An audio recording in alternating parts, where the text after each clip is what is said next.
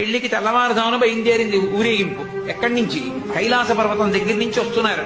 గవాక్షంలో నిలబడింది మేనకాదేవి నారదుడితో కలిసి.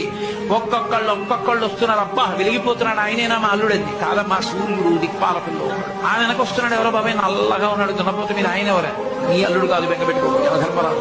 ఆ వెనకాతల అబ్బా చల్లగా ఎంత బాగున్నాడో, ఎవరు? చంద్రుడు, మీ అల్లుడు కాదు. ఈయనెవరోనయ్యో చాలా అందంగా ఉన్నాడు, ఎర్రగా ఉన్నాడు, కాంతులు ఈనుతున్నాడు. బ్రహ్మగారు. మీ అల్లుడి దగ్గర పురోహితుడమ్మా, పెళ్లి చేయడానికి వచ్చే బ్రహ్మగారు ఆయన మీ అల్లుడు కాదు. ఓ అలాగా. ఇతనెవరో నీలమేఘశ్యాముడు, చాలా అందంగా ఉన్నాడు. శాంతాకారం భుజగశయనం పద్మనాభం సురీశం. అమ్మా, ఆయనకి మీ అల్లుడికి భేదం చెప్పకూడదు కానీ ప్రస్తుత మీ అల్లుడు కాదు. ఆయన వెళ్ళిపోయాడు. ప్రదోష వేళ అయిపోయింది. వాడు వెడుతూనే ఉంది ఊరేగింపు. వస్తున్నారు మగ పెళ్లి వారు.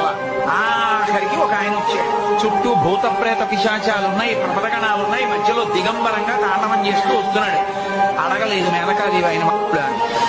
నారదుడే చెప్పాడు, ఆయనే మీ అల్లుడమ్మా అని మెట్లు దిగి వెళ్ళిపోయాడు. ఈవిడ గబగబా మెట్లు దిగి తిన్నగా పార్వతీ దగ్గరికి వెళ్ళి, నిన్ను చంపి నేను చచ్చిపోతా, వాడా దొరికాడు నీకు తప్ప తపస్సోట అడలుడేమిటే అమ్మగారు వచ్చాడు, విష్ణు వచ్చారు. ఎంత నచ్చజెప్తే మాత్రం ఆవిడ వింటుంది. ఆవిడ వినలేదు. ప్రపంచంలో తన కన్యాదానానికి తను త్రికరణ శుద్ధి లేకుండా చేసి తన పెళ్లి తానే పాడు చేసుకుని తలవంపులు తెచ్చుకుని అవమానాలు పడి పెళ్లి చేసుకుని లోకాలకి